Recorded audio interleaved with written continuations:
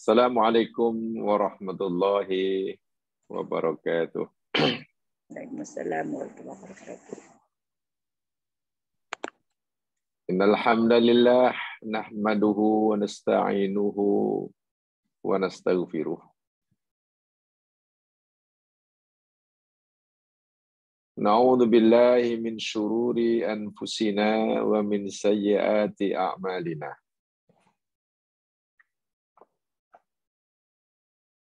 May yahdihillahu fala mudhillalah wa may yudlil fala hadiyalah. Asyhadu an la ilaha illallah wahdahu la syarikalah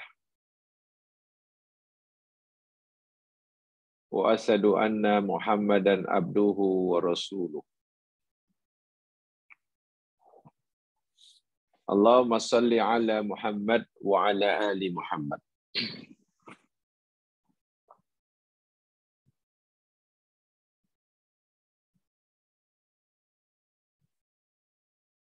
Allahumma anta rabbuna la ilaha illa anta khalaqtana. Nahnu ibaduk wa nahnu ala ahdika wa wa'dika mastata'na. Na'udzu bika min syarri ma sana'na. Nabu'u laka bi ni'matika 'alaina. Nabu'u laka bi dzunubina faghfir lana. Fa innahu la yaghfirudz dzunuba illa anta. Rabbi shrah li sadri wa yassir li amri wahlul 'uqdatam min lisani yafqahu qawli. Qala Rasulullah sallallahu alaihi wasallam, la yu'minu ahadukum hatta akuna ahabba ilaihi min waladihi wa walidihi wa nasi ajma'in.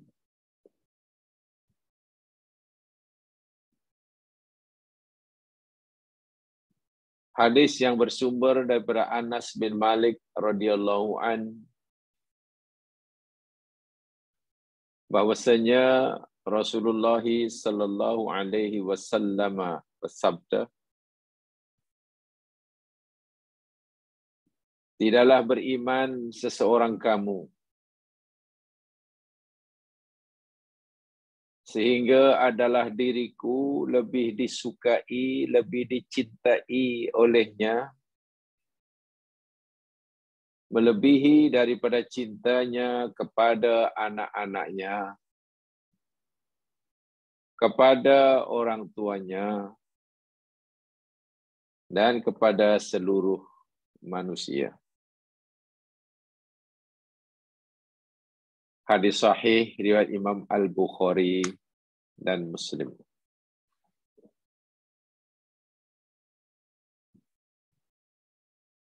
Jamaah muslimin muslimat yang dirahmati sekalian, malam hari ini saya ingin tambahkan penjelasan sebagai penjelasan penutup, tambahan penjelasan penutup daripada tajuk yang selama ini kita telah pelajari sama, yakni kalimah la ilaha illallah apabila diucapkan dan diamalkan sesuai dengan syarat-syarat yang telah ditetapkan oleh agama, akan membolehkan orang tersebut terselamat, merdeka daripada api neraka, dan seterusnya akan dimasukkan di dalam syurga.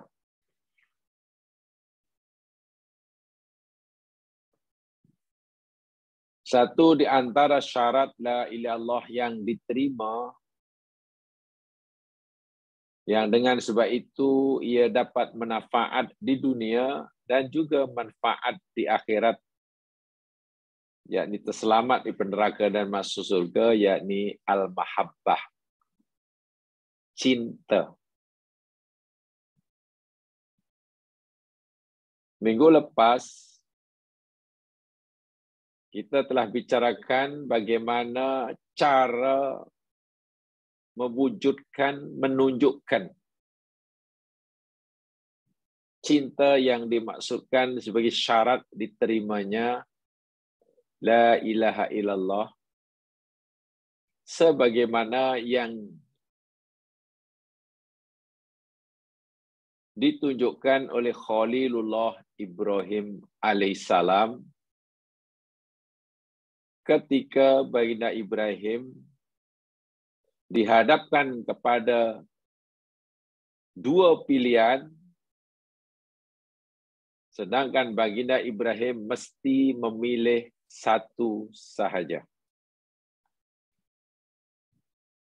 Bila memilih pilihan A, maknanya B mesti diabaikan.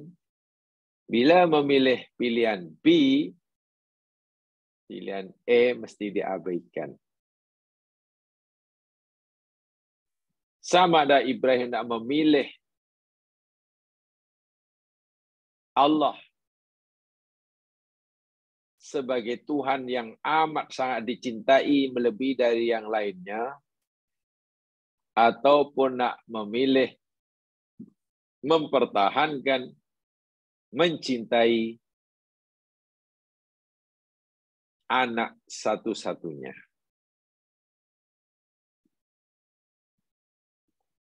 Jika ia memilih cinta kepada Allah karena syarat la ilallah yakni mahabbah, ia mesti buat apa yang Allah suruh. Kurbankan anaknya, sembelih anaknya. Dia kehilangan anak. Jika ia lebih mencintai anaknya, ya abaikan sajalah perintah Allah tersebut. Mungkin jika Ibrahim enggan, katakanlah, patuh perintah Allah untuk sembelih anak, mungkin Ibrahim tidak akan kehilangan anak. Begitu kan logiknya. Dia masih dapat hidup bahagia dengan anaknya dalam beberapa masa. Tetapi, ma'iyadzubillah, di akhirat masuk neraka. Sebaliknya, jika ia tak mau masuk neraka, ya kena dilaksana, kena dibuat apa yang Allah suruh. Walaupun menurut logik akal, dia akan kehilangan anak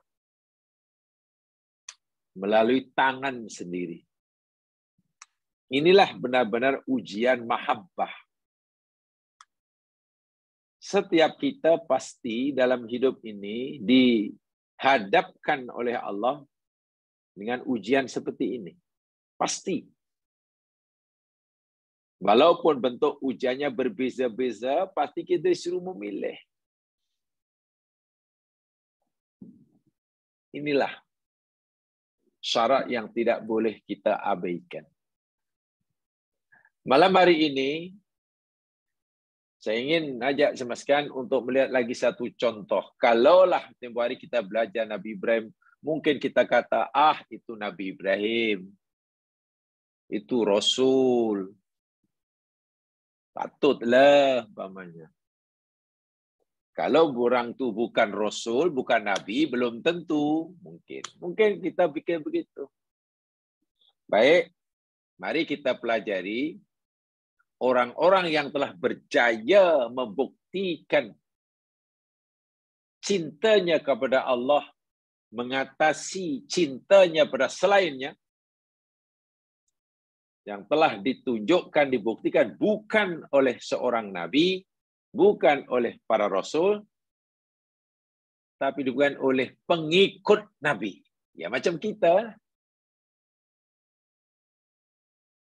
Dia bukan rasul, dia pengikut, dia umat manusia. Mari, jemaah sekalian, tolong dibuka ayat Al-Qur'annya, surah Al-Mujadalah ayat 22. Coba buka dulu Al-Qur'annya, surah Al-Mujadalah.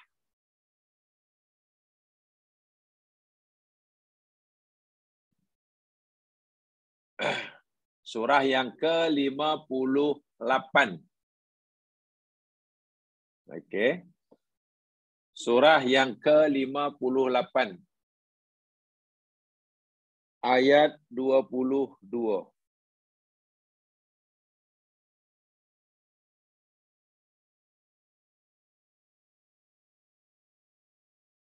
Baik, bila sudah jumpa, mari kita pelajari sama.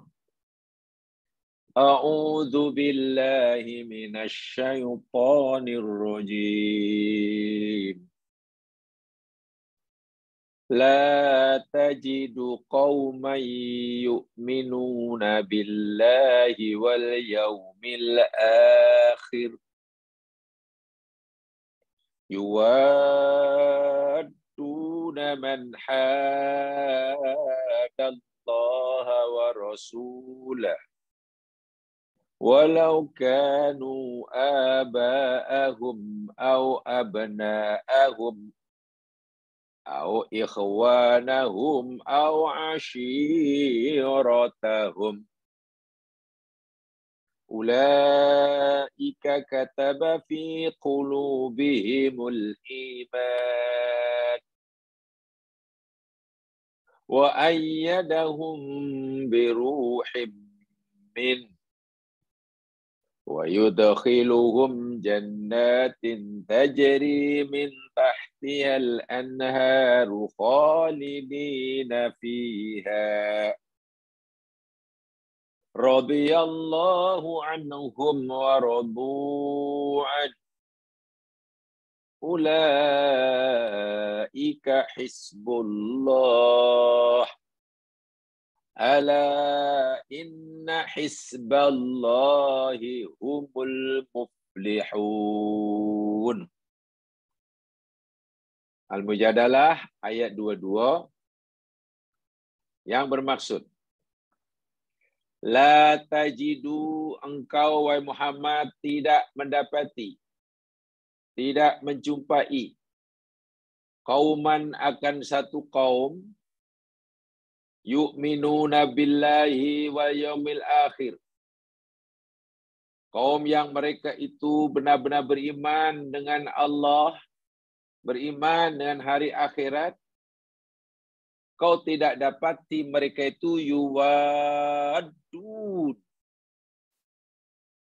Ini namanya wazan musyarakah.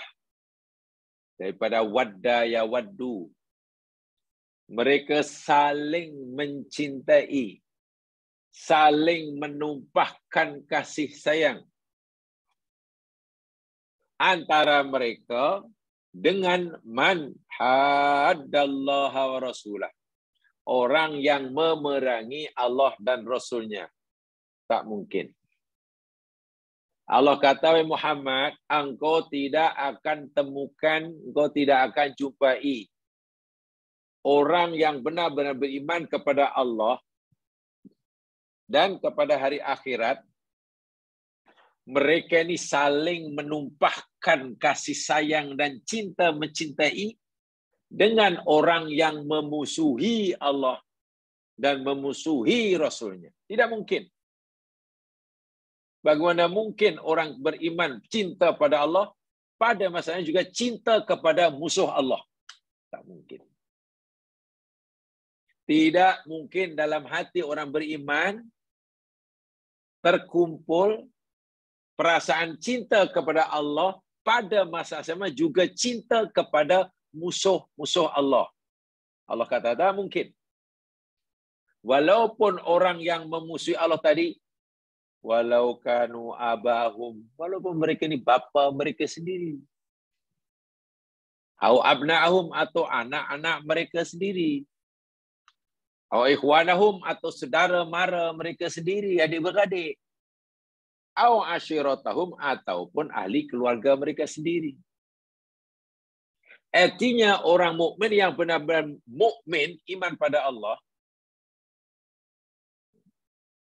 yang sangat mencintai Allah, tidak mungkin pada masa sama mencintai musuh Allah, walaupun musuh Allah ini ayah mereka sendirilah, anaklah.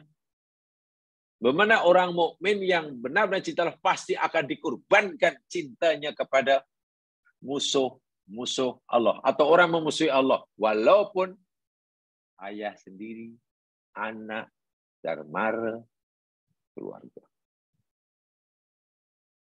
Kenapa benda itu tak mungkin? Allah kata, ulaika kataba fi qulubihimul iman.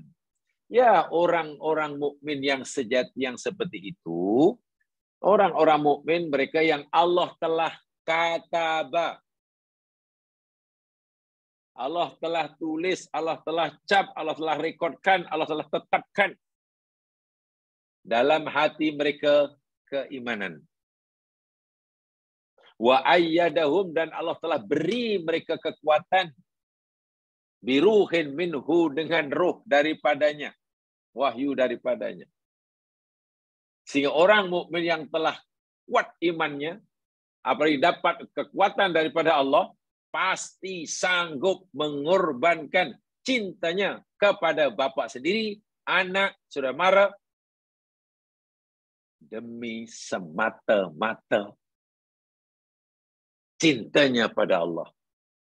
Apabila orang tua sendiri yang melahirkan, anak sendiri yang dia lahirkan, memusuhi Allah. Tidak mungkin.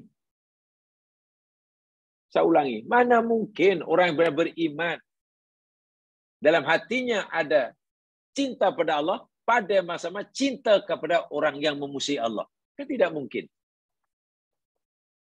Mesti dikorbankan. Kalau dia korbankan cintanya kepada orang musuh Allah, walaupun keluarga sendiri, itulah la ilallah yang ada mahabbah. Itulah syarat mahabbah itu macam itulah. Bagaimana nasib orang mukmin yang seperti ini? Wa yudkhiluhum jannatin tajri min tahtihal anhar. Nanti kelak Allah akan masukkan mereka dalam surga-surga yang mengalir dari bawahnya sungai-sungai, khalidina fiha, dalam keadaan yang berkekalan selama-lamanya di dalamnya. Bukan itu saja, radhiyallahu anhum, Allah ridha akan mereka. Maradu'an, ya, karena mereka pun ridha kepada Allah. Karena mereka ridha pada Allah, Allah balas. Allah beri keridhaannya kepada Allah. Ulaika hizbullah. Orang-orang itulah gulungan Allah. Kalau dalam bahasa politik, hizbullah itu maknanya parti Allah. Hizbun itu parti. Golongan Allah. Masya Allah. Ala ketahuilah, inna hizballahi, sesungguhnya golongan Allah itu, humul muflihun. Merekalah orang-orang yang berjaya. Subhanallah. Apa maksud ayat ini, jamaah sekalian? Begini. Saya ingin jelaskan dahulu. Ayat ini yakni diturunkan oleh Allah Subhanahu wa taala selepas berlaku perang Uhud. Tolong diingat, ayat ini Allah turunkan selepas berlaku peperangan Uhud.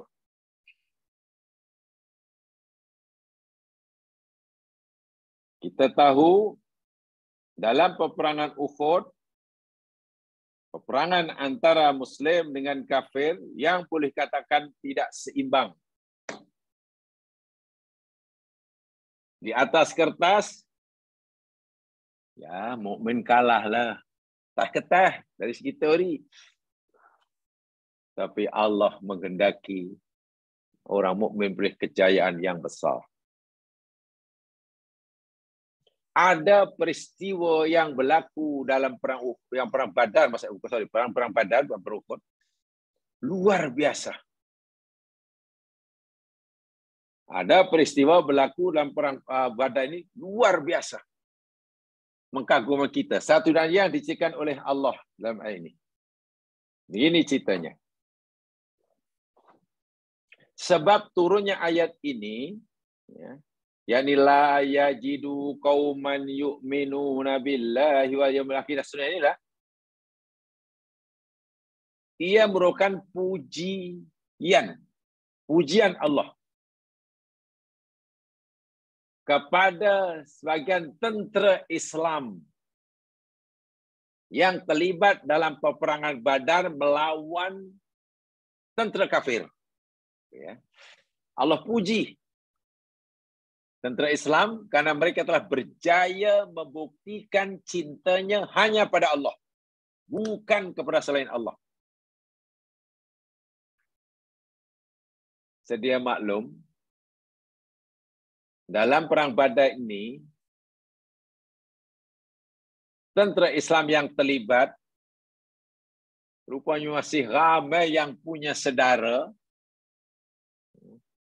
di Makkah yang mereka pula menyertai tentera kafir.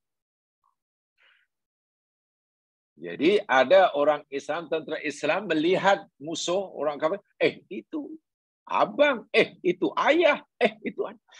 Family lah. Family. Dan saling mengenali.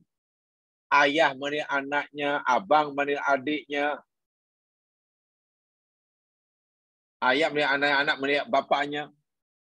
Tapi mereka dipertemukan oleh Allah Subhanahu wa taala di dalam peperangan.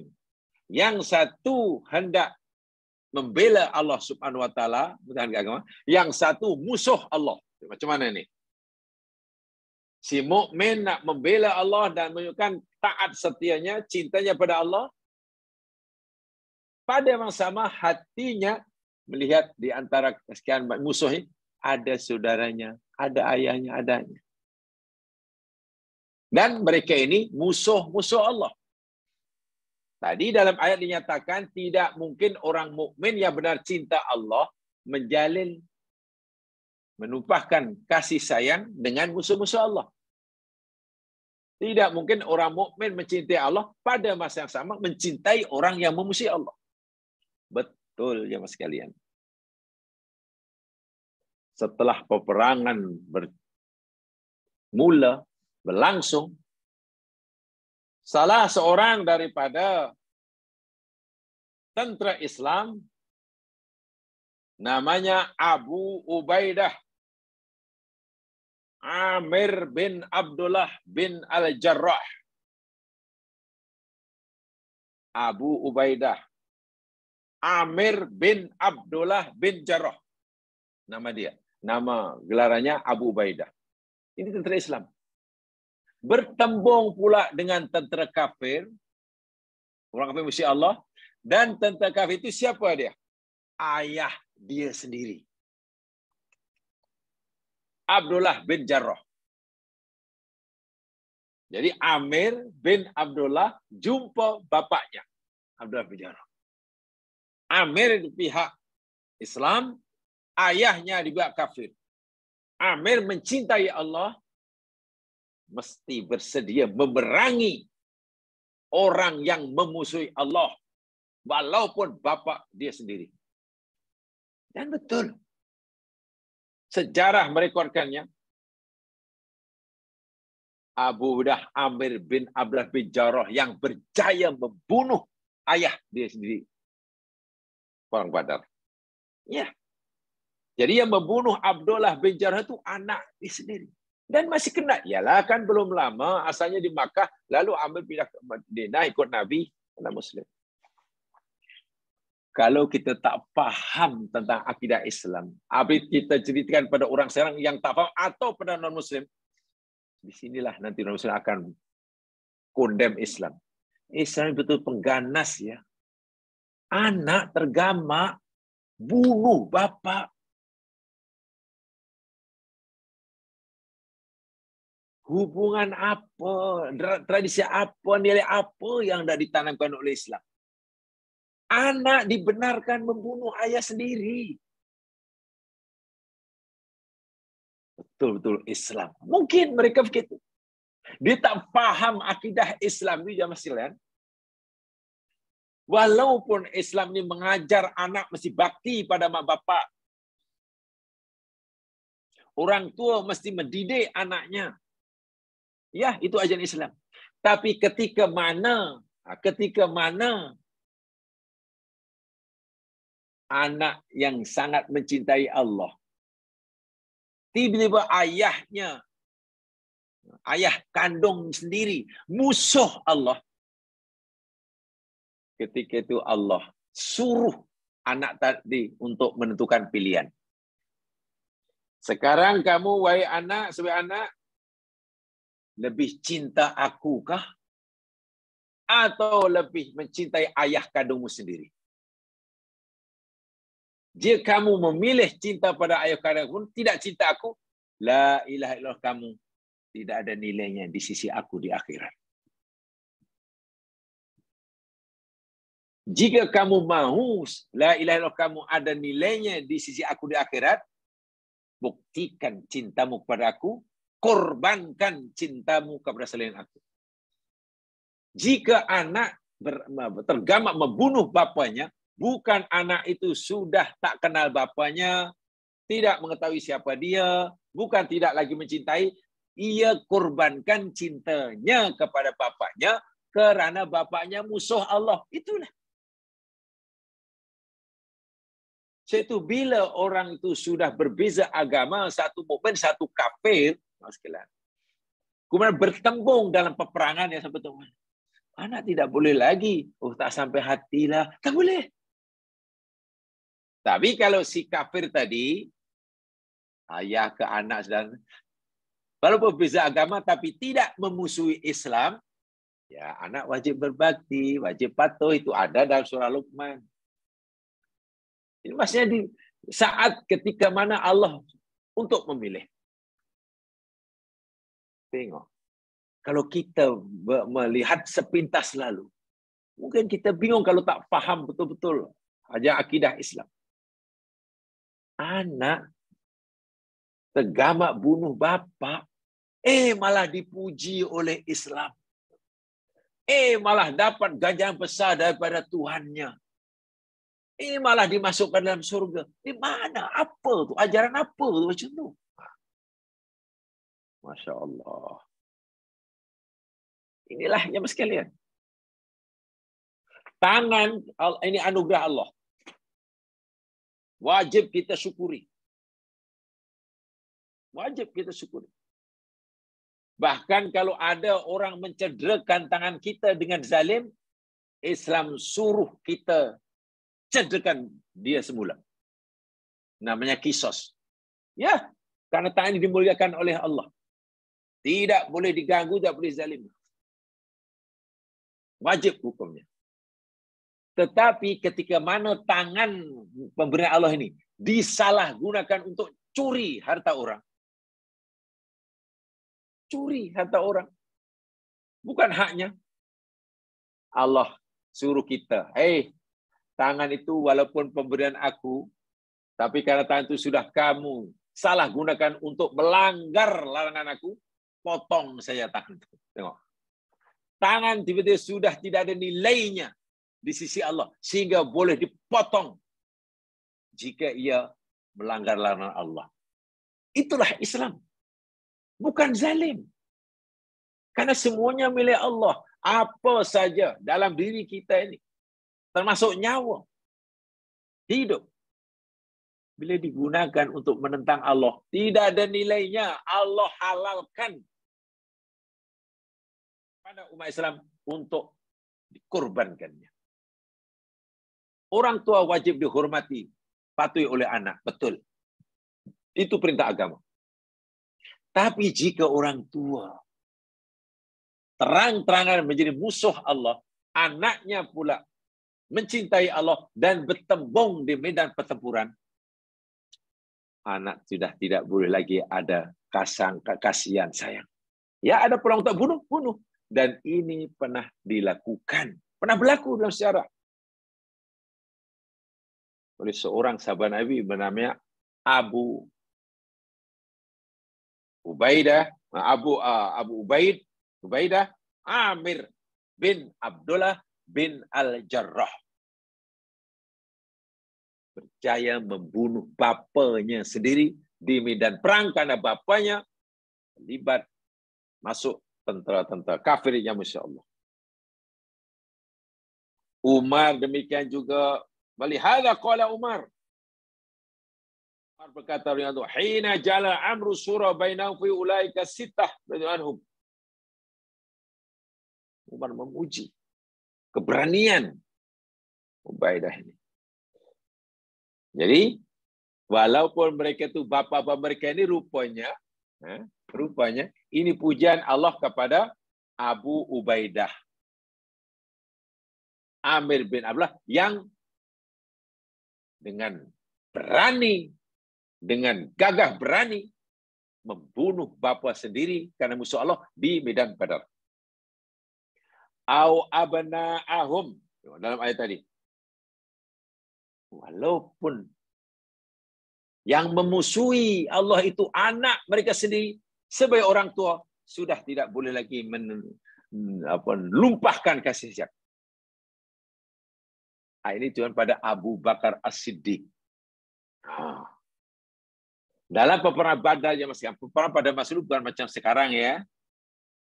Mula-mula peperangan ini, yakni katalah ini tentara Islam, yang sana tentara kafir. Bukan terus berlawan macam tidak. Cabar-mencabar. Orang kafir katalah menyuruh salah seorang tenteranya maju ke depan untuk belaga. Yang lain nonton dahulu deh. Orang Islam pun maju ke depan. Macam tu lah. Jadi orang Islam maju seorang. Masa itu yang Nabi suruh maju ke hadapan Abu Bakar As-Siddiq. Abu Bakar As-Siddiq. Abu Bakar, sila maju ke depan. Seorang yang lain nonton dahulu. Walaupun mungkin suatu saat akan berlaku pekecau macam itu. Ini dalam medan Badar macam itu. Melihat Abu Bakar maju ke hadapan, dalam bahasa kita sebagai ayam tambatan Rasulullah, orang kafir jahat. Abu Jahal bijak. Yang maju Abu Bakar. Dicarinya anak Abu Bakar yang masa itu masih kafir. Namanya Abdurrahman bin Abi Bakar. Dia masih kafir.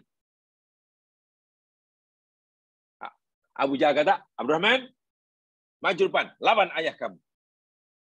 Lawan. Abdurrahman maju ke depan, Abu Bakar pun tak kenal. Bukan tak kenal, itu anaknya, anak kandungnya. Abdurrahman juga bukan tak kenal, itu bapaknya. Ya sekalian, dalam peperangan Badar, ingat ya, kisah Badar, bukan hanya melibatkan 300 lebih tentera Islam melawan 1000 lebih orang kafir. Tak. Tetapi 3000 malaikat Allah turun. Melibatkan, ada keterlibatan campur tangan malaikat atas kehendak Allah. Salah satu daripada peranan malaikat yang jumlah 3000 itu, salah satu daripadanya memastikan mana-mana orang kafir, tentera kafir waktu itu, yang suatu saat akan memeluk agama Islam. Allah tahu. Tidak semua orang-orang tentara kafir yang tidak berbadan itu akan tetap kafir hingga matinya. Tak. Ramai daripada mereka yang satu saat nanti akan meluk agama Islam. Maka mana-mana tentara kafir yang Allah telah ketahui suatu saat akan meluk agama Islam, Allah perintahkan malaikat. Inilah para malaikat ini. Agar orang ini tidak mati terbunuh di medan Badar. Khalid bin Walid masa itu terlibat dalam perang Badar. Tak mati. Nah sekarang Abdurrahman berhadapan ayahnya. Abu Bakar suruh berundur oleh Nabi. Ya. Abu Bakar berundur. Bukan maknanya Abu Bakar tidak sampai hati nak membunuh anaknya jika terpaksa perang. Dan juga bukan anaknya setengah-setengah nak bunuh Abu Bakar. Dan inilah para malaikat. Mundur. Atau perintah Nabi. Dan mereka mundur. Akhirnya, peperangan lawan pedang 1 lawan 1 Abu Bakar dan Abdurrahman ini tak berlaku. Tidak berlaku bukan karena Abu Bakar tidak bersedia membunuh anaknya. Bukan itu. Abu Bakar sini sebenarnya bersedia. Dah tak pandang. Betul itu anaknya. Tetapi demi cintanya pada Allah, dikorbankan cintanya pada anaknya. Nah, kalau tidak disuruh berundur, berlakulah pasti pembunuhan Abu Bakar. Pasti dapatlah mengalahkan anaknya. Masya Allah. Ini karena akhirnya Abu Bakar ini kan memeluk agama Islam, jadi mukmin yang baik, sahabat yang baik. Ayat tadi sebut wa ikhwan au ikhwanahum, atau saudara mara mereka, adik-beradik. Nah, ini pujian Allah. Pujian Allah kepada Mus'ab bin Amir. Tentara Islam namanya Mus'ab bin Amir. Ini Muslim. Saudaranya, saudara kandung tuh, nama dia Ubaid bin Amir. Mus'ab bin Amir dah Muslim. Saudara kandungnya Ubaid bin Amir masih kafir dan bergabung dengan tentara kafir. Bertembung di medan Badar. Mus'ab bukan tak kenal itu saudaranya. Saudara kandung pula tu. Tapi Allah dah tetapkan. Bila orang sudah mengucapkan la ilaha illallah, mesti ada mahabbah hanya kepada Allah. Mus'ab mesti memilih satu di antara dua. Nak menunjukkan kejujuran cintanya pada Allah, membela agama Allah, membunuh musuh-musuh Allah. Sedangkan musuh Allah saat itu yakni saudara kandung sendiri. Mus'ab bin Amir tahu apa arti mahabbah. Yang bersyarat la ilaha illallah. Berlaku ya, perlawanan senjata antara Mus'ab bin Amir dan Ubaid bin Amir saudara kandungnya. Mus'ab menang, berjaya memenggal leher saudara kandungnya sendiri. Bunuh saudara kandung sendiri. Allah puji. Masuk surga. Allahu Akbar. Coba kalau kita tidak faham tentang akidah, pasti kita akan bingung memahaminya. Macam mana adik-beradik boleh bunuh? Islam benarkan ke? Ayah sendiri membunuh, benarkan ke? Wa au asiratuhum. Au asiratuhum, atau saudara keluarga mereka. Dan ini berlaku pada diri Umar bin Al-Khattab. Yang waktu itu Muslim dan bergabung menjadi Muslim, Umar berjaya membunuh salah seorang pada ahli kerabatnya yang masih kafir. Tidak disebutkan dalam sejarah siapakah. Keluarga. Mana ada hubungan family. Tak jadi masalah. Jadi bukan Nabi Ibrahim saja yang bersedia nak menyembelih anaknya atas perintah Allah, walaupun akhirnya Allah larang untuk meneruskannya. Orang-orang seperti ini, Amir bin Abdullah, ini bukan Nabi, bukan Rasul, ia sahabat, umat Islam biasa. Tapi kita diuji, apalah. Aku tahu itu bapak aku sendiri. Aku tahu aku adalah anaknya. Tapi karena aku cinta Allah, tidak mungkin aku juga mencintai orang-orang yang memusuhi Allah. Dibunuhnya bapak. Demikian juga Mus'ab bin Amir. Aku tahu itu saudara kandungku sendiri. Saudara kandung, rahimnya sama. Pernah minum daripada air susu ibu yang sama. Pernah main bersama zaman kanak-kanak, pastilah namanya adik-beradik. Tapi demi cintaku kepada Allah, tidak mungkin aku mencintai Allah pada masa mencintai musuh-musuh Allah. Dibunuhnya itu saudara kandungnya. Masya Allah. Lihat sajalah Hamzah, Ali, Ubaidah bin Al-Haris. Mereka membunuh Utbah, Syaibah, Walid bin Utbah pada waktu itu. Dan mereka ada hubungan family. Ya, Hamzah, Ali, Ubaidah bin Haris berjaya membunuh Utbah, Syaibah, Walid bin Utbah. Mereka ini ada hubungan. Keluarga masih di Makkah. Ya mungkin sepupu ke lain. Tapi yang mereka tahu ini bukan lagi ahli keluarga. Itulah mahabbah. Dan dengan sebab peristiwa ini, pengorbanan tentara Islam dalam perang Badar Jamas bukan hanya mengorbankan jiwa dan hartanya dan masanya, hatta mengorbankan cintanya kepada orang tuanya sebagai anak, mengorbankan cintanya kepada anaknya sebagai orang tua, mengorbankan cintanya pada saudaranya sebagai adik saudara mara. Dan itu tidak mudah. Tidak mudah. Okeylah kalau Ibnu Mas'ud, katakanlah. Ibnu Mas'ud berjaya membunuh, memenggal leher Abu Jahal. Ya, memanglah itu dari dahulu, dari Makkah musuhnya. Ibnu Mas'ud tak ada hubungan family dengan Abu Jahal. Bahkan Abu Jahal yang dulu pernah membantai Ibnu Mas'ud ketika di Makkah. Maka ketika perang Badar, Ibnu Mas'ud berjaya memenggal leher Abu Jahal, ya tak ada rasa-rasa berat hati. Ini musuhnya.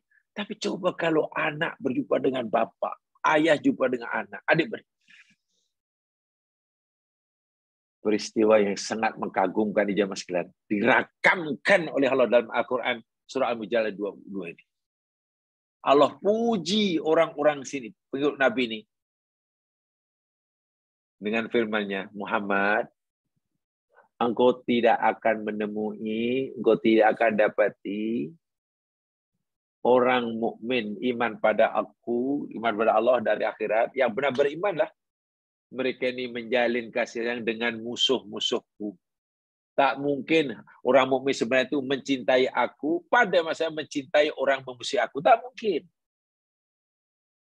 Pasti orang yang musuhi aku akan dimusuhi juga oleh orang-orang yang mencintai aku, kata. Walaupun mereka itu ayah mereka ke, anak ke, adik-beradik ke, dan lain sebagainya. Faham ya maksudnya? Ini mahabbah. Jadi kalau kita hanya disuruh mengorbankan, katakanlah banyak anak punya permintaan. Kehendak anak pula bercanggah dengan syariat. Dia mau kita menuruti apa kemauannya.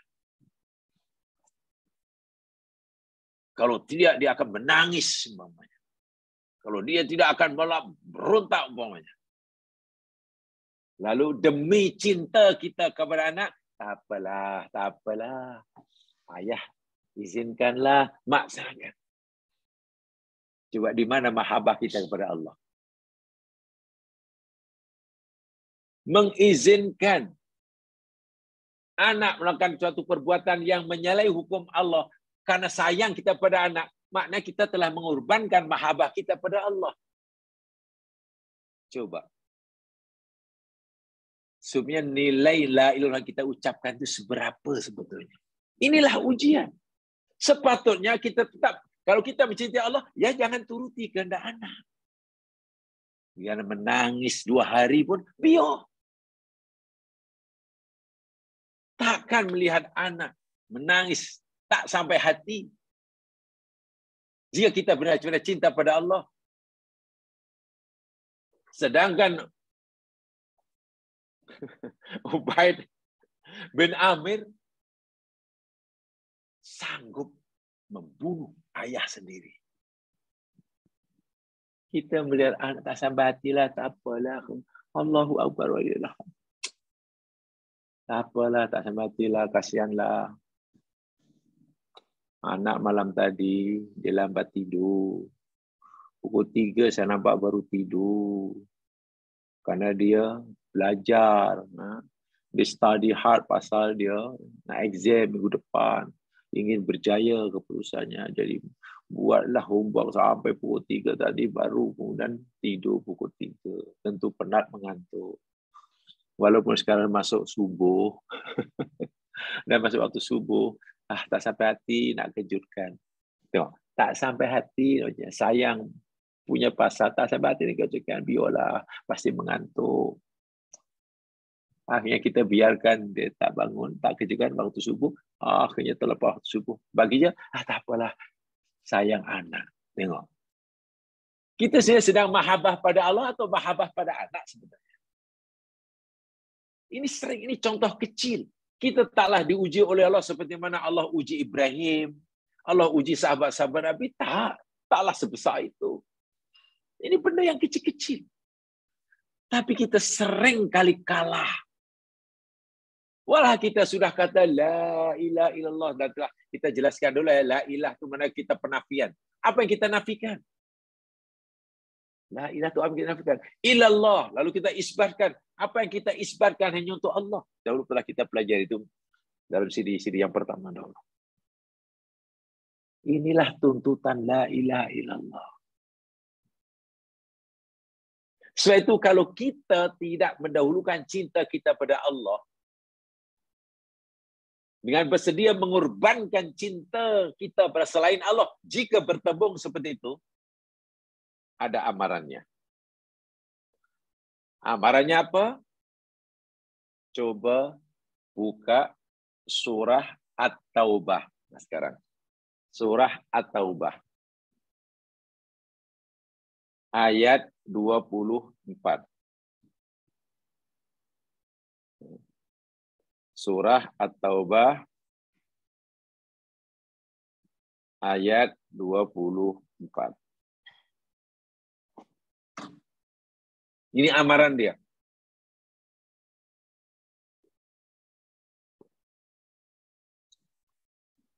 Mereka yang masih terus-menerus mendahulukan cintanya kepada selain Allah, atau amaran pada mereka yang selalu sering mengorbankan cintanya kepada Allah. Karena tidak mau kehilangan cintanya pada selain Allah.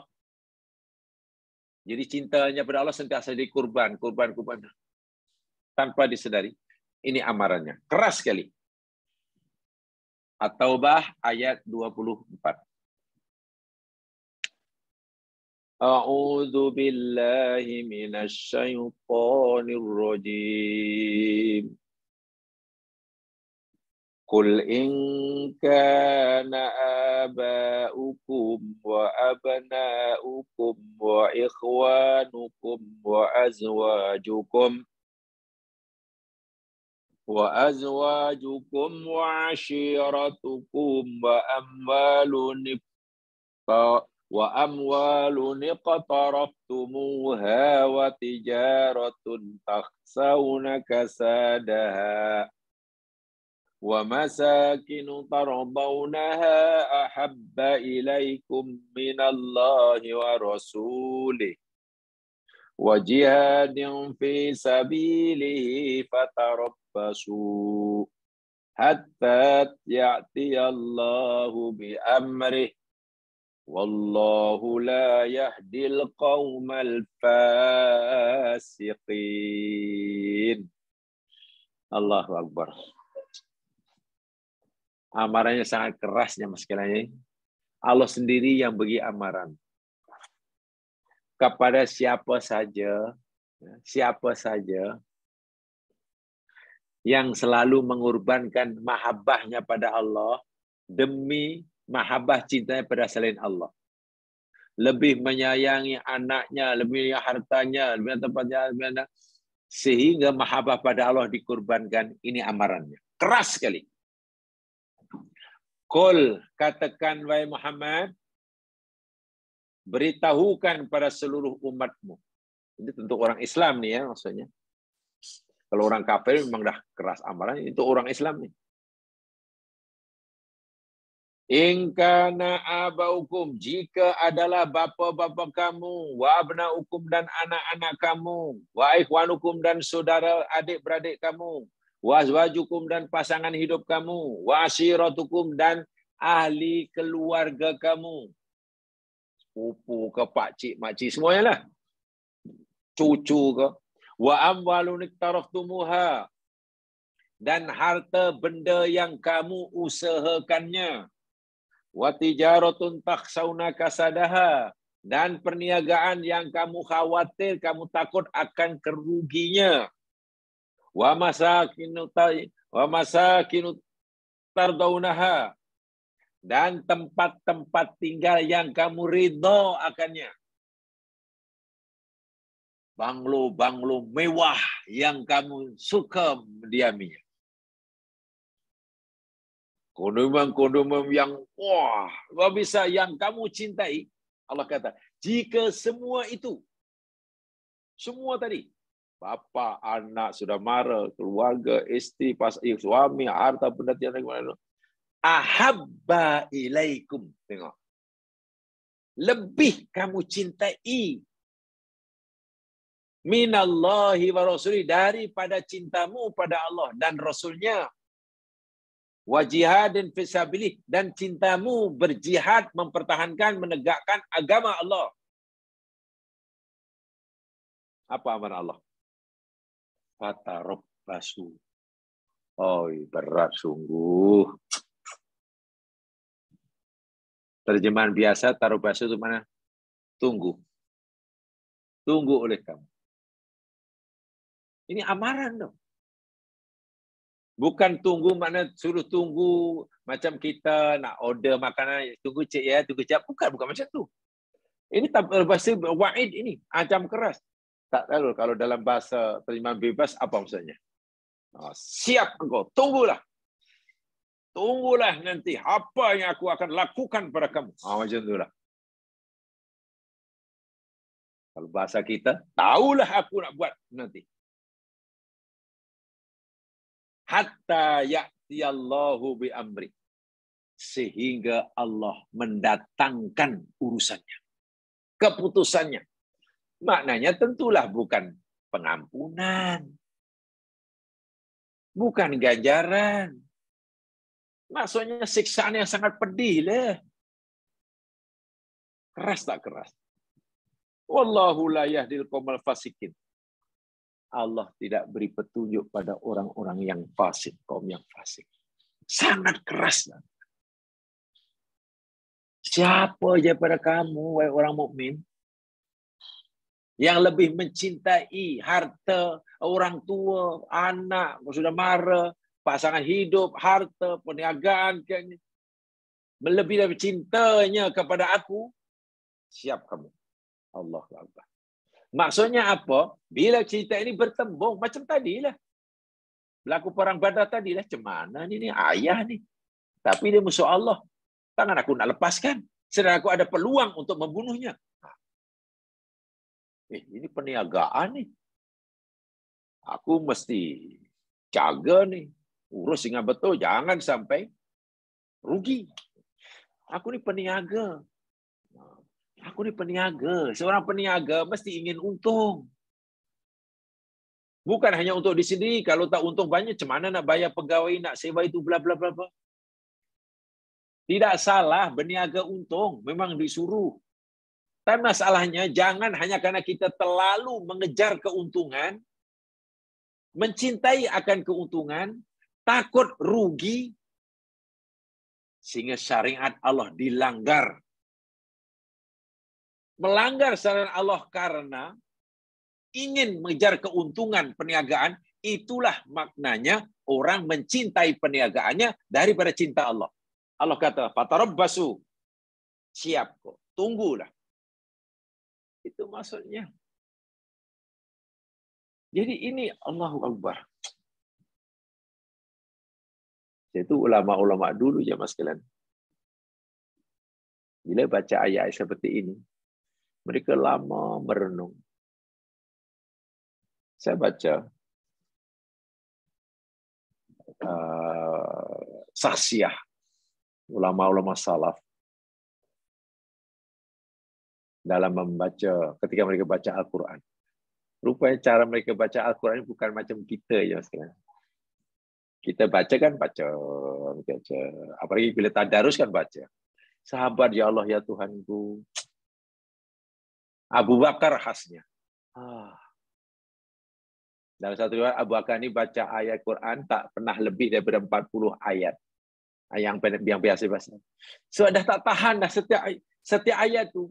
Bila ia berisi amaran seperti ini, meremang istilahnya, ya. Meremang apa namanya? Tengkuk. Berdiri bulu rumah. Kan amaran ini bukan amaran yang biasa, dan yang beri amarannya Allah. Kita diberi amaran oleh polis ke, diberi amaran oleh mahkamah ke, diberi amaran oleh LHDN ke. Geletar kita. Ini diberi amaran oleh Allah. Dan hukuman Allah pasti lebih sangat dahsyat. Saya tu ayat ini sebenarnya bukan, tak tahulah. Saya yakin kalau kita baca seorang-seorang, ya mas sekalian, kita baca seorang-seorang, katakanlah malam hari ke, baca ini, dan kita fahami betul maknanya. Saya yakin, kita baca pasti tidak berlagu. Saya yakin, kalau kita baca seorang dan kita faham, pasti kita membaca tidak akan berlagu. Macam nak melagukan, ayatnya ayat ancaman yang sangat keras, takkan nak berlagu pula. Dan ayat ini bukan ditujukan pada orang kafir, bukan. Abaukum kum itu sebenarnya kamu ini kamu orang mukmin, bukan orang kafir. Orang kafir sudah jelas ya mas sekalian, tak solat pun, tak solat masuk neraka, solat pun masuk neraka, namanya kafir. Ini orang mukmin, orang yang pernah mengucapkan asyhadu alla ilaha illallah. Rupa-rupanya belumlah mencukupi, belumlah memadai. Kita sebagai orang mukmin hanya selepas dengan mengucapkan la ilaha, dah mukmin pasti masuk surga. Tidak. Memang mukmin. Dan bila syahadah itu tidak terbatal, sebanyak apapun dosa yang dibawa ke akhirat, walaupun selama manapun di neraka, syaratnya syahadah tidak batal, ya akhirnya masuk surga dengan sahabat Nabi SAW. Itu betul. Tapi yang kita bicarakan ini syahadah yang boleh memerdekakan kita daripada neraka dan memasukkan kita dalam surga. Itu yang kita bicarakan kan itu. Bukan hanya kalimat tauhid yang membolehkan orang masuk surga. Sebab orang masuk, ada yang terus masuk surga, ada yang singgah ke neraka sekejap, disiksa, ada yang lama, sangat lama di neraka, baru masuk surga. Yang kita berani yakni kalimat syahadah, asyhadu alla ilaha illallah, yang bukan hanya membolehkan kita masuk surga, tapi juga membolehkan kita merdeka daripada api neraka. Dan syaratnya yang kita pelajari ini, dan daripada campur yang dahulu, mahabbah. Keras sekali. Jadi tidak boleh kalau begitu relax rupanya. Tak boleh. Sebab mungkin ketika kita di rumah, mengurus keluarga, kita bekerja, kita cari rezeki, kita buat rumah, kita apa sajalah. Ini diuji setiap hari ini. Begitu orang mengucapkan kalimah la asyhadu alla ilaha illallah wa asyhadu anna Muhammadar Rasulullah, bukan ujian, tak ada. Bila orang mengucapkan kalimah syahadah, masa itulah bermulalah ujian. Itu maksudnya. Bukan malah bebas daripada ujian. Senang lenang, tak ada. Begitu ujian kalimah syahadah, ujian datang. Makin kuat, makin jujur sadanya, makin kuat ujiannya. Begitu kata Quran. Coba jangan lihat surah Al-Ankabut. Surah Al-Ankabut. Ya, surah Al-Ankabut. Coba lihat.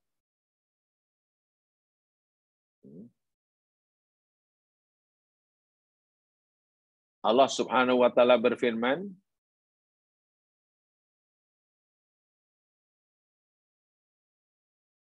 surah Al-Ankabut, surah yang ke-29.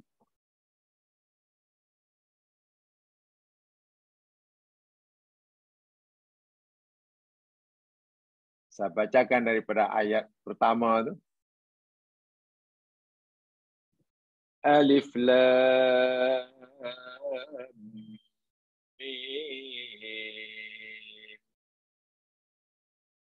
Ahasiban nasu ayyutraku ayyaqulu amanna wa hum la yuftanun. وَلَقَدْ فَتَنَّ الَّذِينَ مِنْ قَبْلِهِمْ فَلَيَعْلَمَنَّ اللَّهُ الَّذِينَ صَدَقُوا وَلَيَعْلَمَنَّ الْكَاذِبِينَ.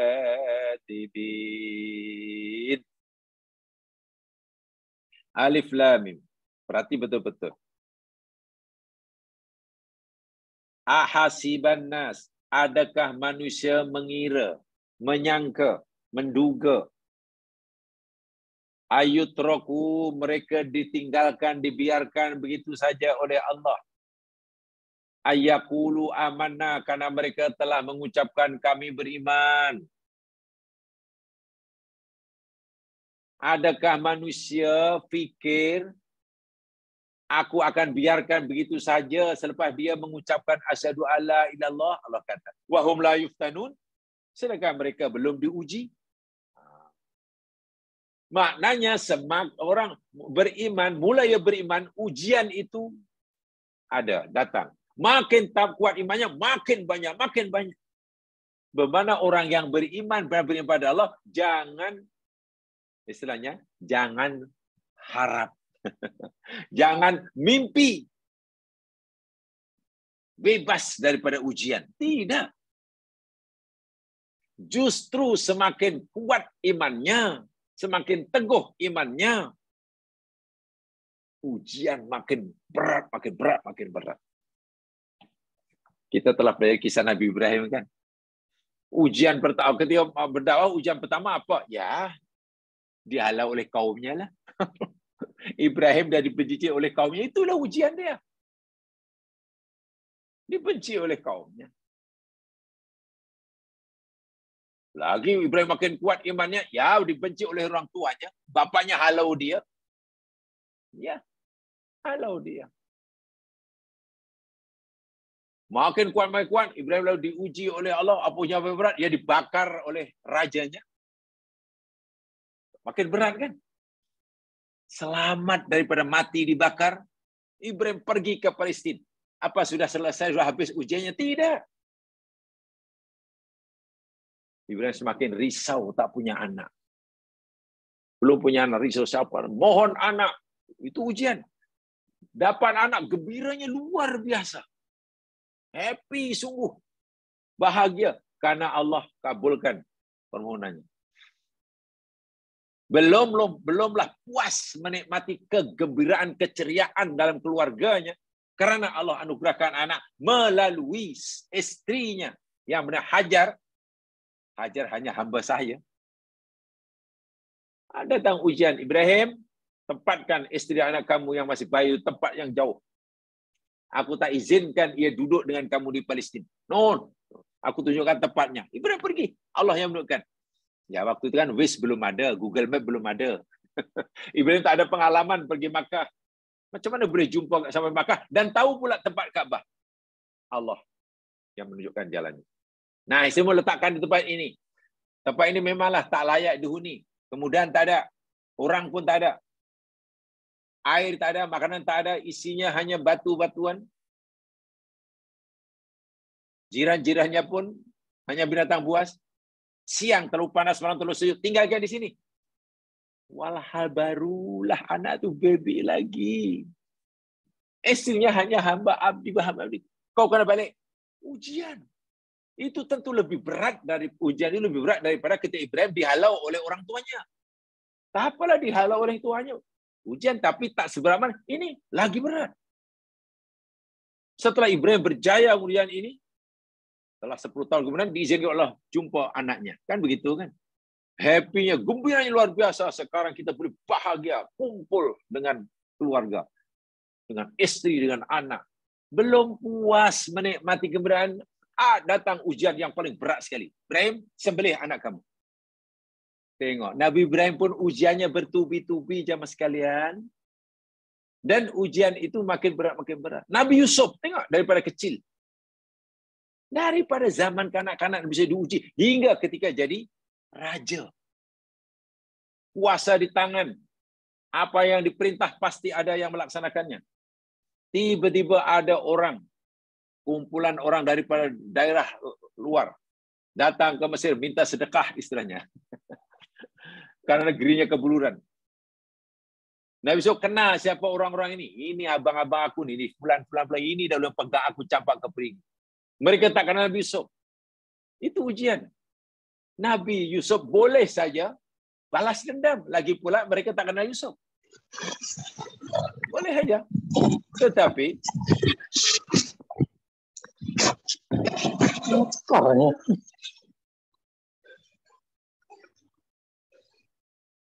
Tetapi Nabi Yusuf tidak balas dendam. Nabi Yusuf lebih suka memaafkannya. Ujian. Nah, saudara ayat ini. Janganlah manusia fikir bila ia sudah mengucapkan la ilallah, aku biarkan hidupnya senang lenang. Tak ada apa-apa ujian. Tak. Kerana apa? Walaqad fatannal ladzina min qablihim. Dan demi sesungguhnya kami telah menimpakan ujian kepada orang-orang sebelum mereka. Orang-orang dahulu yang mengaku beriman oleh Allah diuji. Semua mengaku kami beriman, kami patuh Allah, kami cinta Allah, kami yakin Allah, kami sayang Allah. Maklumlah, masa sehat, masa senang, segala-galanya ada. Ayo, saya sayang Allah. Allah kata, belum tentu. Kamu akan tahu nanti siapa sebenarnya diri kamu. Sama ada ucapan kamu itu betul jujur dalam hati dari kamu, atau sebenarnya kamu kata sayang aku karena apa yang kamu minta aku bagi. Allah kata, sekarang aku uji pada kamu. Dengan kesusahan lah, dengan kemiskinan, dengan sakit yang berpanjangan lah, dengan musibah, dengan macam-macam lah. Orang dahulu macam juga. Fala ya'lamannallahu alladhina shadaqu wa la ya'lamannal kadhibin. Maka nyatalah di hadapan Allah Subhanahu wa taala siapa di antara mereka yang shadaqu, jujur, benar dalam imannya, dan nyatalah di sisi Allah siapa yang berdusta. A, B, C, D. Semua kata, ya kami beriman, kami patuh, kami sayang Allah. Nah, Allah nak uji tu. Betul ke? Biar mereka sendiri tahu sebenarnya dia tu cakap jujur atau tidak. Begitu diuji, baru nampak. Oh, ini yang betul-betul cinta aku. Kata Allah. Oh, ini yang rupanya pura-pura. Seorang mukmin, bila kita jadi orang mukmin dan ingin meningkatkan kualiti iman kita, jemaah sekalian, jangan berharap Allah tak akan uji kita. Semakin kita ingin meningkatkan kualiti iman kita kepada Allah, maka semakin macam-macam, semakin berat ujian. Sebab itu, sahabat-sahabat Nabi yang memang imannya tidak perlu dipetikaikan, ya, sahabat Nabi imannya kuat-kuat belaka. Sebab itu ujiannya bukan, ya, hanya bukan ujian yang kecil-kecil, ya. Berat, ya mas sekalian. Tak berat macam mana ujian iman pada zaman Nabi. Mereka ini di Makkah, itu negeri sendiri. Tanah air lah, kalau dalam bahasa kita. Tanah air. Tumpah darah. Dan mereka ada keluarga di Makkah. Tok nenek moyang pun orang situ. Rumah ada. Bahkan ada yang sudah punya usaha sendiri. Mata punya senang. Peniaga-peniaga kaya bahkan. Tapi karena diganggu oleh musuh Allah. Dizalimi oleh musuh Allah. Sedangkan Allah belum benarkan orang Islam melawan. Bayangkan. Disakiti, dizalimi, disiksa oleh orang kafir di Makkah. Sedangkan Allah belum benarkan, belum izinkan orang Muslim melawan. Tahan ke macam tu? Bahasa mudahnya, wahai hambaku, mukmin, kamu ni dimusuhi oleh orang kafir karena kamu mukmin. Tengok, kamu diganggu, sekarang hidup kamu susah. Wahai ini tanah air kamu sendiri. Ya, sekarang terpulang pada kamu. Aku belum izin kamu melawan. Sekarang pilih antara kamu. Kalau kamu tak mau diganggu, dizalimi, dianiaya oleh orang kafir, ikut ajalah kemauan mereka. Tinggalkan Muhammad. Kalau kamu sayang harta kamu, sayang perniagaan kamu, sayang diri kamu. Tapi kalau kamu lebih sayangkan aku, mahabbah pada aku, ingin menyelamatkan akidahmu, ya tinggalkan ajalah Makkah ini. Tinggalkan, pergi ke Madinah. Kan begitu perintah Allah. Dan tentu tak boleh bawa rumah ke sana. Bawa duit pun macam mana nak bawa duit untuk apa di Makkah? Perniagaan tinggallah. Bukan macam sekarang. Perniagaan boleh tadbir dari bilik rumah. Tinggal semua. Pergi Makkah, Madinah, sehelai sepinggang. Allahu Akbar. Dikorbankan semuanya. Bukan mereka tak cinta tanah air, bukan mereka tak cinta harta, bukan mereka tak suka lagi keluarga. Tak. Tapi mereka lebih cinta Allah. Karena mereka lebih cinta Allah, tidak mungkin mencintai orang-orang memusuhi Allah. Jika Allah suruh korbankan cintanya pada harta, ya ditinggalkan. Walaupun tanah air. Dan di Madinah pula belum tentu hidupnya. Di Madinah belum tentu hidupnya. Ramai yang tak punya family di Madinah. Nak usaha apa tak tahu. Nak dengan siapa tak reti. Tak ada tanah, tak ada rumah. Macam tu. Tapi semata-mata cinta Allah. Allahu Akbar. Ujian orang dulu sangat berat, Mas. Dan ternyata terbukti. Ujian yang berat itu mereka lulus semuanya. Betul-betul sodaku. Betul-betul lah. Cinta mereka kepada Allah itu terbukti. Bukan omong kosong. Bila iman sudah seperti itu jamaah sekalian, barulah di Makkah, di Madinah, kan ada turun perintah, bayar zakat, suruh puasa, suruh pergi haji, suruh berperang bila musuh diperangi, suruh. Mereka mudah melakukannya. Orang yang telah berjaya melepasi ujian, tinggal kampung halaman, harta benda, selai sepinggang, itu pun dia lakukan sebagai cinta Allah, takkan disuruh puasa malas. Jadi bagaimana puasa itu benda kecil. Qiyamul Lail itu ringan. Itu bukan ujian yang berat.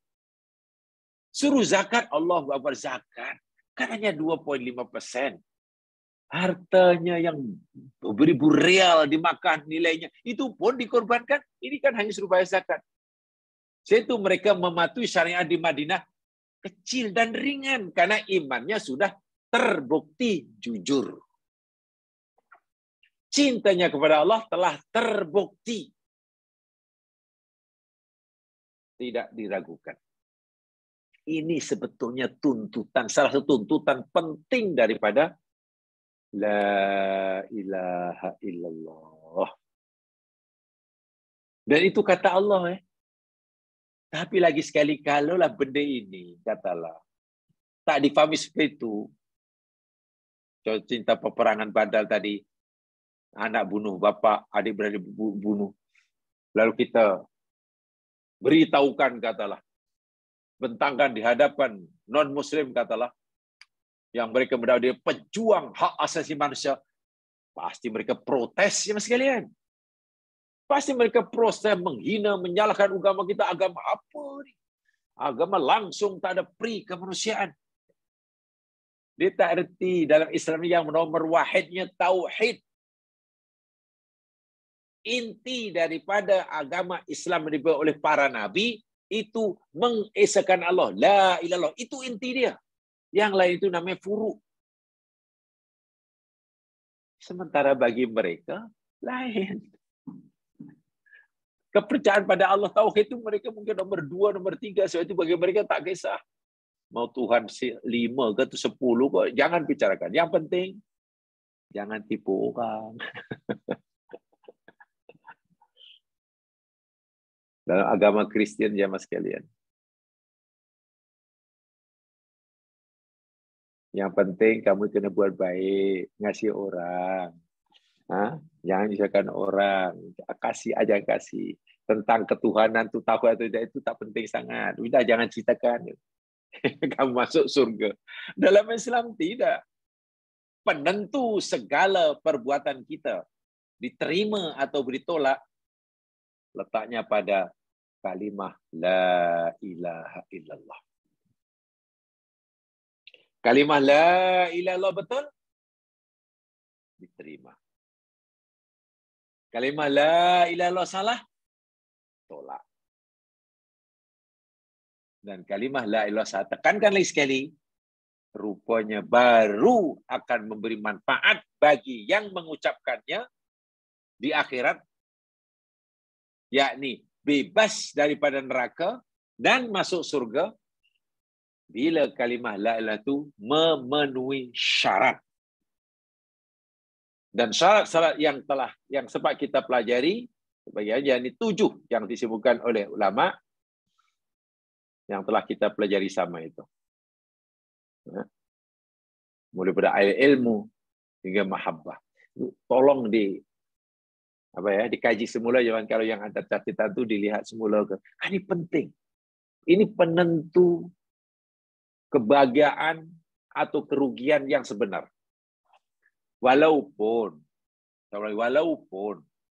orang yang pernah mengucapkan la ilallah, ada tauhid dalam hatinya sebesar darah, dosanya pula segunung Himalaya, tapi dalam hatinya ada tauhid walaupun sebesar darah dan tak dapat di akhirat, memang sungguh pun nanti Allah akan campakkan dalam neraka berbilion tahun.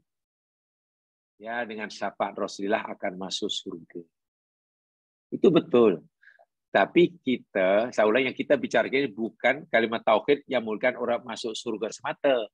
Tapi kalimat tauhid yang bukan sekadar membolehkan orang itu masuk surga, tapi membebaskan orang itu dari neraka. Kan itu kebahagiaan yang paling besar, masuk surga tanpa sesaat pun disiksa dalam neraka. Itu kejayaan luar biasa. Sebab apa? Kan neraka kita tahu azab yang sangat pedih.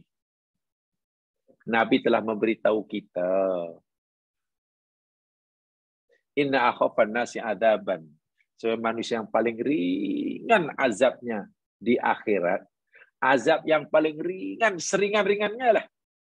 Di neraka itu kata Nabi, Inta'ala bina'lain minar. Orang itu disuruh memakai capal, kasut, rubah dari api. Panasnya kasut terumpah di tapak kaki masuk, meresap ke kaki, ke perut, ke badan, ke otak. Otak mendidih, menggelegak. Tapi tak mati. Itu yang paling ringan. Nah, coba, itu yang paling ringan. Yang sederhana, walau alam. Yang paling berat, walau alam. Itu paling ringan. Lah tu iyalah lama tak apalah, bukan lama sangat dalam apa namanya ni sehari aja kan. Sehari. Okey, satu hari di akhirat. Mana satu tak tahu hari itu sama hari 24 jam ke hari mana 1 jam di akhirat, 1000 tahun di dunia. Senang apa? Masuk neraka mungkin hanya beberapa menit, 1000 tahun. Nilai sama 2000 tahun di dunia. Kalau masuk neraka 1 tahun, itu berapa ribu tahun di dunia. Dan yang boleh menyelamatkan daripada kesengsaraan yang sangat dahsyat itu,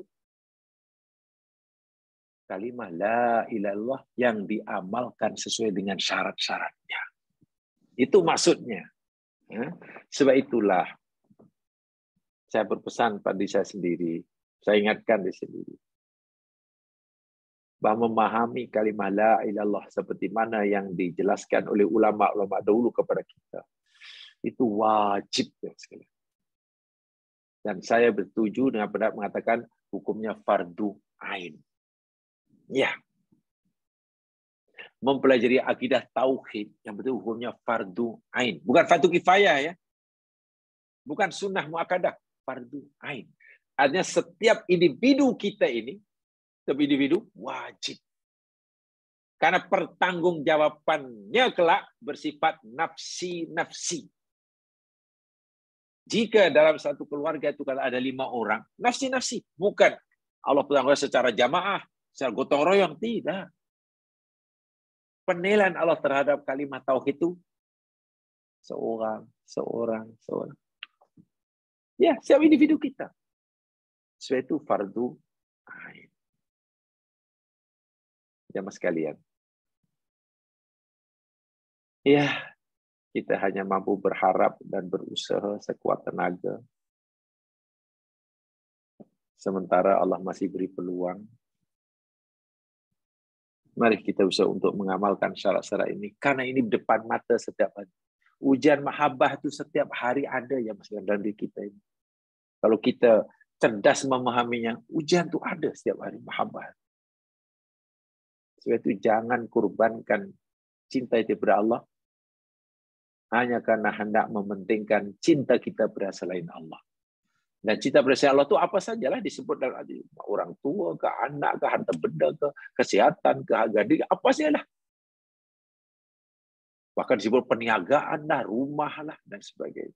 Mungkin sekarang kereta lah, motosikal, basikal mungkin. Dan lain sebagainya. Karena semua itu adalah ujian.